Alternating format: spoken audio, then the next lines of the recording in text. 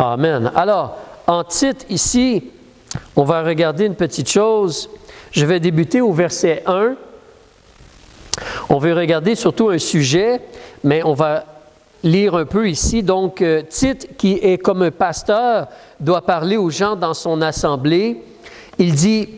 Paul dit à M. Tite, « Pour toi, enseigne les choses qui sont conformes à la saine doctrine. » Le mot doctrine veut dire enseignement.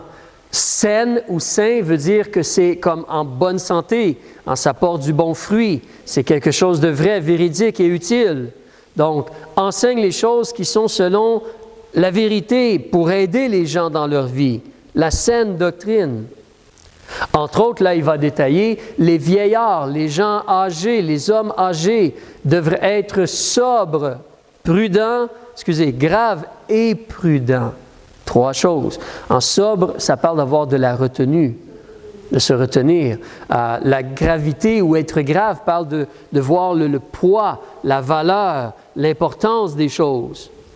La prudence, c'est faire de bons choix, justement, parce qu'on fait attention, on réalise comment c'est important, puis on veut faire le bien. D'accord? Ensuite, ces gens-là devraient être sains. On fait juste lire, on ne regarde pas trop ces choses-là, mais sains, en bonne santé, portant du bon fruit dans la foi, concernant la foi donc, la charité et la patience. Les hommes âgés devraient avoir une foi qui porte du fruit, une charité qui porte du fruit, une patience qui affecte leur vie. Et là, il te parle des femmes âgées. Elles devraient avoir l'extérieur qui convient à la sainteté, leur habillement, leur présentation. Ce sont des femmes séparées, elles sont des servantes de Dieu. Ensuite, on te parle de ne pas être médisantes, ni sujettes aux excès du vin, qu'elles enseignent le bien. Alors là, ici, tu as le mot médisant. Aujourd'hui, on va parler un peu de la langue, de la bouche, du danger de notre bouche, de notre langue. Ici, spécifiquement, on parle aux femmes âgées, mais ça ne veut pas dire que les vieillards peuvent utiliser leur bouche n'importe comment, évidemment. Mais on parle de la réalité de ne pas être médisant. Le mot médisant veut dire de mal parler, comme révéler des choses défavorables, méchante, mauvaise à propos de quelqu'un, dire du mal au sujet de quelqu'un. Il y a une différence entre parler pour arrêter de quelqu'un, parler pour arrêter quelqu'un de faire le mal. Il y a une différence si je parle et je dénonce quelque chose, ou je dis ça c'est mauvais, ou je veux arrêter quelqu'un qui fait le mal, et donc je dis des choses clair et peut-être que certains aimeraient que ça demeure privé, mais on le dit parce qu'on veut arrêter le mal. Il y a une différence entre cela et médire. Il y a une différence entre les deux. Il y a une différence entre vouloir arrêter ce qui est mauvais, dénoncer ce qui est mauvais, avertir de ce qui est mauvais, et donc parler puis dire des choses, agir fermement. Peut-être certains n'aimeraient pas cela, mais on doit parler pour le bien. D'ailleurs, si tu regardes juste à la fin du chapitre, le verset 15, si tu regardes au verset 15, il y a une déclaration. Monsieur Tite, le pasteur, tu dois enseigner ces choses-là. Tu dois exhorter, même tu dois reprendre. Tu dois reprendre avec une pleine autorité que personne ne te méprise. Donc, lorsqu'on reprend le mal, lorsqu'on dénonce le mal, ça, ce n'est pas médire. Ça, ce n'est pas mal parler, là. Donc, mal parler ou médire, c'est comme on a l'intention de faire mal paraître quelqu'un. On veut faire du mal ou faire mal paraître quelqu'un ou détruire quelqu'un. Ce n'est pas la même chose. Évidemment, quand on reprend quelqu'un, on devrait avoir un peu de douceur aussi, un amour. On veut son bien. On veut gagner la personne. On ne veut pas nécessairement se venger. Alors, mais il y a une différence entre reprendre et arrêter le mal versus mal parler. Il y a une différence entre les deux. Mais ici, on te parle de mal parler, d'être médisant. Et si tu continues donc au verset 5, parce qu'on veut parler surtout de la langue, il t'explique pourquoi À la fin du verset 5, si je lis tout le verset 5, il parle encore concernant les dames, les jeunes dames maintenant, d'après le verset 4, mais une jeune femme devrait être sage, chaste, garder la maison, être bonne, soumise à son mari. Et pourquoi est-ce qu'on fait ce qu'on fait? Pourquoi est-ce que je ne veux pas mal parler ou médire? C'est la parole de Dieu. Il ne faut pas que la parole de Dieu soit calomniée. Ça, c'est un autre mot qui se rapporte à notre parole. Calomnier quelqu'un, ça, c'est différent de mal parler. C'est vraiment lorsqu'on dit des accusations mensongères au sujet de quelqu'un. Hein, on exagère, on ment parce qu'on veut que la personne paraisse mal. On veut que la personne soit punie ou quoi que ce soit. On n'apprécie pas, on veut vraiment faire un tort à la personne. On va mentir au sujet de Jésus, au sujet des gens. Hein, comme on l'a fait avec Jésus, on a dit que c'était quelqu'un qui causait du trouble, c'était quelqu'un qui faisait du mal, hein, c'était quelqu'un qui dérangeait. Mais en réalité, Jésus ne faisait pas cela. Donc, on l'a calomnié Jésus. Alors, mais ça, c'est une réalité qu'on veut faire attention. Donc, comment on parle, comment on utilise notre bouche, parce qu'on représente Dieu, la parole de Dieu ou la personne de Dieu ou la renommée de Dieu. On ne veut pas que Dieu soit calomnié. Ah, regarde, c'est ça les chrétiens, ils parlent dans le dos des autres ou quoi que ce soit. Hein, c'est des gens qui ont des grandes bouches puis qui causent plein de problèmes, c'est ça un chrétien. Donc, il y a une différence entre calomnier puis reprendre un mal parce qu'on veut le bien puis on veut arrêter le mal. Il y a une différence entre les deux, mais on veut faire attention. Alors, si l'on continue au verset 6, il mentionne maintenant, il parle un peu au verset 6 des jeunes hommes, mais aussi Tite au verset 7, donnant toi-même en toutes choses l'exemple des bonnes œuvres par la pureté de ton enseignement.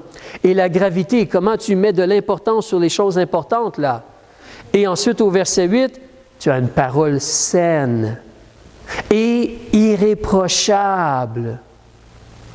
Alors, encore là, un enfant de Dieu, homme ou femme, vieillard ou jeune, ou pasteur ou pas pasteur, on ne veut pas mal parler, on ne veut pas calomnier, on ne veut pas avoir une parole qui est reprochable.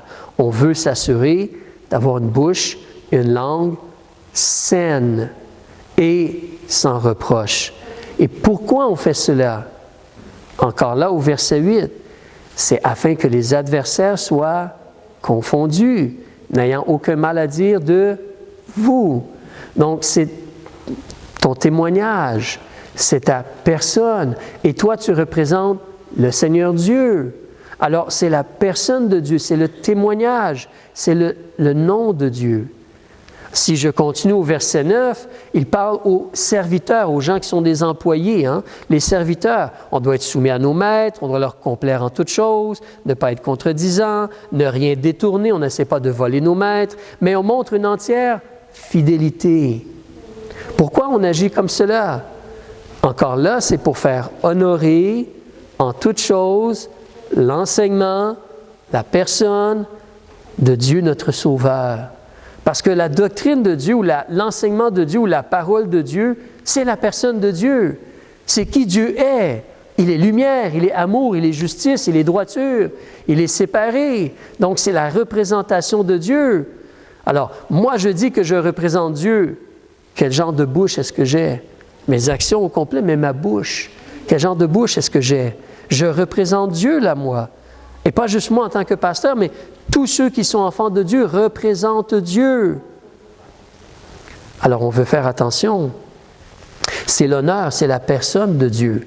Et nous savons, si nous sommes un être humain, nous savons que la bouche, la langue, c'est pas facile à contrôler. Jacques le mentionne, hein? C'est un petit membre, mais ça cause beaucoup de destruction. Beaucoup de destruction. Alors, ce matin, c'est juste un rappel pour nous. De temps en temps, il faut parler de certaines choses, mais c'est un rappel concernant le fait, moi je lisais ceci justement il y a un jour, 2 ou 3 jours je crois, mais c'est important pour toi et moi de faire attention à notre langue, à notre bouche, parce que c'est le nom, c'est la renommée de notre Dieu. On va regarder quelques autres petits exemples, mais là, on va reculer dans le livre des psaumes, s'il te plaît. On va parler encore de notre bouche. Psaume chapitre 5 ou le 5e psaume, s'il te plaît. Viens avec moi, s'il te plaît. Psaume 5, page 703. On va regarder à partir du verset 9, s'il te plaît. Verset 9. Ici, on va voir que c'est vraiment des gens qui sont méchants, justement, qui ne connaissent pas Dieu.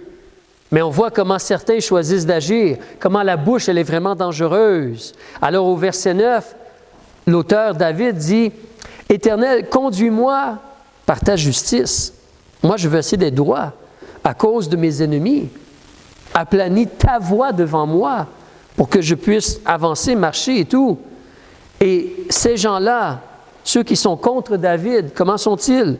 Verset 10, « Eux, il n'y a point de sincérité dans leur bouche. » C'est des gens qui sont prêts ou capables de mentir, de tromper. Pas de sincérité. Leur cœur n'est que malice. N'oublie pas, en réalité, comme Jésus a dit, la bouche, elle parle de quoi? De l'abondance du cœur. La bouche parle de l'abondance du cœur. Donc, leur cœur accepte le mal. Leur bouche fait sortir le mal. Leur gosier, ça c'est comme la gorge, là, ou l'œsophage, l'intérieur, là. Leur gosier, c'est un tombeau ouvert. Alors, qu'est-ce qui arrive quand tu ouvres un tombeau? Habituellement, ça sent pas bon, hein? Ça sent vraiment pas bon, c'est pas beau ce qu'il y a à l'intérieur. C'est la corruption.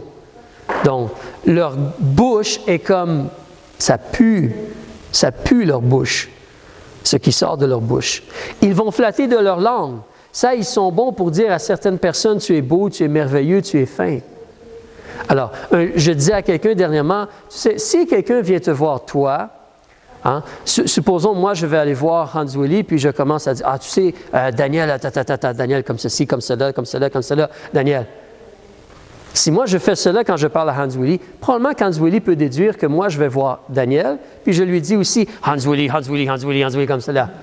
Si je le fais à quelqu'un, je risque de faire cela aussi à d'autres personnes. Donc, lorsque quelqu'un vient nous voir et sa bouche, elle est mauvaise, tais-toi. Je ne suis pas intéressé à entendre. Tais-toi. C'est une chose si quelqu'un a fait le mal, puis on veut gagner la personne qui a fait le mal ou arrêter la personne qui a fait le mal.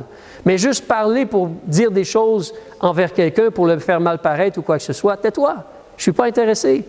Parce que si tu parles mal devant moi de quelqu'un d'autre, tu vas aller voir quelqu'un d'autre et parler mal de moi, fort probablement. Mais il y a des gens qui sont bons pour flatter.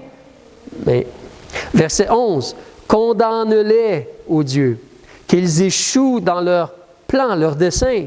Renverse-les à cause de la multitude de leurs crimes, car ils se sont révoltés contre toi. » Mais quelqu'un qui veut espérer en Dieu, quel genre de bouche devrait-il avoir? Verset 12, « Tous ceux qui se retirent vers toi, comme David, malgré les ennemis, ils se réjouissent. Ils devraient chanter de joie à jamais. Sois leur protecteur, et que ceux qui aiment ton nom triomphent en toi. » Et ça, c'est une réalité. Si notre cœur est saturé de la personne de Dieu, de la vérité de Dieu, ce qui va sortir de notre bouche va être les vérités de Dieu. Mais nous savons, nous, en tant qu'êtres humains, lorsque des fois les vagues d'épreuves viennent sur nous ou les vagues de problèmes viennent sur nous, on est tellement influencé par la noirceur du problème que c'est comme le désespoir et des paroles peut-être pas trop bonnes qui sortent de notre bouche. Mais il faut faire attention. On est un peuple qui connaît Dieu. On devrait se concentrer sur Dieu et avoir la louange sur notre bouche, l'adoration sur notre bouche. C'est pour ça, souvent, on en a parlé. S'il y a un problème, décharge-toi sur lui, TSL. Et après cela, demande à Dieu de t'aider pour penser à des raisons pour remercier Dieu, pour célébrer Dieu. Ne te concentre pas sur le problème. Avançons au psaume 12, le 12e psaume, s'il vous plaît. Psaume 12, on va débuter au verset 1, comme voir que c'est un psaume de David, verset 2 dans ce cas-là. Mais on nous dit ici, Donc, il y a encore des gens méchants et un problème. Délivre-nous, ô Éternel, car il n'y a plus d'hommes de bien. Les fidèles ont disparu d'entre les fils des hommes. Les gens se parlent faussement l'un l'autre. Ils parlent avec des lèvres flatteuses, mais c'est un cœur double, hein? C'est de l'hypocrisie. De belles paroles, mais un cœur méchant. Verset 4. L'Éternel veuille retrancher toutes les lèvres flatteuses et la langue qui parle avec orgueil. Faisons attention, nous aussi, concernant l'orgueil. Ceux qui disent « Nous aurons le dessus par nos langues, nos lèvres sont à nous, qui sera notre maître ?» Il y a des êtres humains comme cela. On appelle cela des beaux parleurs, des fois en français. Ce sont des gens qui sont capables de parler et de convaincre et de vraiment avoir ce qu'ils veulent à cause de leurs belles paroles. Ils sont très, très, très habiles pour influencer et convaincre les gens et les foules. Mais en réalité, ce sont des hypocrites. Des hypocrites. Dire ce que les gens veulent entendre afin que, excusez-moi, c'est comme souvent l'expression en politique, hein? Dire ce que les gens veulent entendre, faire toutes les promesses que les gens veulent entendre pour que les gens votent pour nous. Mais en réalité, on n'est pas intéressé à faire des choses comme cela, on veut juste le pouvoir. Alors donc c'est de l'hypocrisie. Mais si je continue au verset 6, à cause de l'oppression des misérables, à cause du gémissement des pauvres, maintenant, dit l'Éternel, je vais me lever et je vais mettre en sûreté celui qu'on insulte. Alors, gloire à Dieu, on a un espoir parce que ceux qui, justement, parlent mal et ont une double langue, Dieu va les juger. Dieu va s'occuper d'eux et Dieu va nous aider. Dieu va se lever et protéger et mettre en sûreté ses enfants, les hommes de bien, les femmes de bien, son peuple. Avançons un peu plus au psaume 19, s'il vous plaît. Je suis sûr que tu as déjà lu ce passage-là, très connu, mais très important. Donc, psaume 19, on regarde à partir du verset 13, voir un peu le contexte, mais on nous dit au verset 13, « Qui connaît ses fautes commises par erreur? » Quand on est trompé, on ne réalise pas des fois. « Qui connaît ses fautes commises par erreur? » Ça m'est arrivé quelquefois. Une fois, je me rappelle, nous étions en route pour l'hôpital pour un rendez-vous chez le médecin. Et nous partions de loin, Berthierville, 45 minutes pour arriver à Montréal, puis aller vers l'hôpital, vers le centre de Montréal, l'hôpital pour enfants Sainte-Justine. Et donc, beaucoup de trafic, beaucoup de complications. Donc, à un certain moment donné, il faut arriver, la pression, le rendez-vous. Donc, on avance. Et à un certain moment donné, tout près de l'hôpital, je vois des lumières derrière moi. On me demande de me tasser sur le côté. Et la dame s'approche de moi, elle dit « Vous avez roulé le stop. » Et moi, je suis convaincu que je n'ai pas roulé le stop. Mais connaître ses fautes commises par erreur. Elle a vu, moi j'avançais, moi j'essayais d'atteindre le but et tout cela. Dans la grâce de Dieu, elle a ouvert la porte et elle a vu tous les enfants. Ça a changé un peu la donne. Ça a changé un peu la situation. Elle a vu tous les enfants. Elle a commencé à parler des bancs pour enfants. Puis elle pensait que c'était pas bien arrangé. C'était bien arrangé. Finalement, je pense qu'elle a donné une contravention parce que je n'avais pas mon papier d'assurance. C'était moins dispendieux que de ne pas avoir fait son stop et aucun point de démérite. Dieu est gracieux. Mais des fois, on ne sait pas. On ne pense pas, on oublie, on ne regarde pas, on ne remarque pas, on est imparfait. Alors, mais qui connaît ses fautes commises par erreur? Pardonne-moi mes fautes cachées. Préserve aussi ton serviteur des péchés d'orgueil, qu'il ne domine point sur moi. Alors je serai intègre et innocent de grands péchés. Et le verset 15, pour notre bouche. Que les paroles de ma bouche et la méditation de mon cœur te soient agréables, ô Éternel, mon rocher et mon rédempteur. Dieu nous a rachetés, on lui appartient.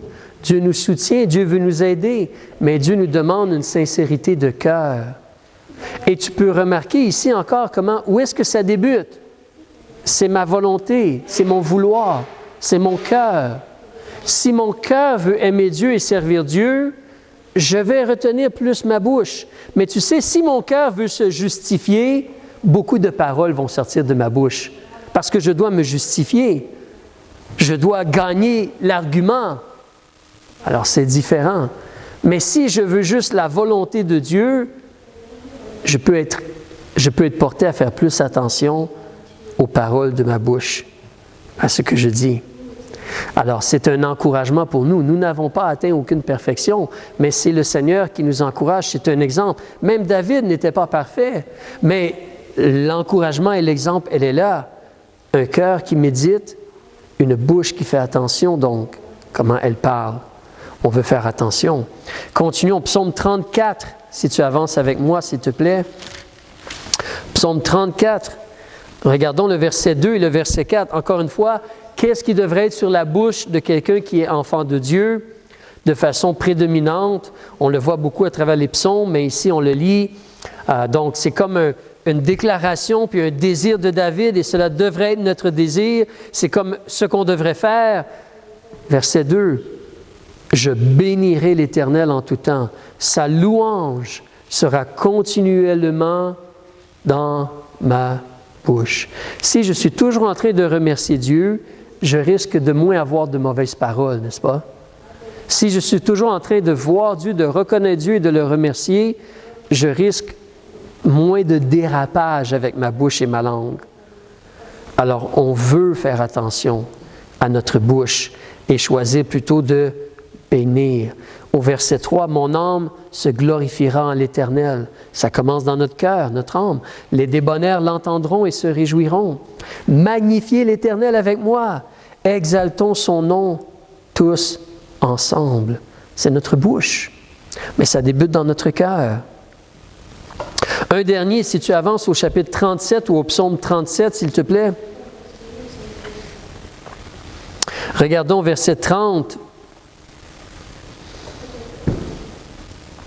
Le livre des Proverbes a beaucoup à dire sur la bouche et les lèvres et la langue aussi, mais aujourd'hui, on regardait dans les psaumes.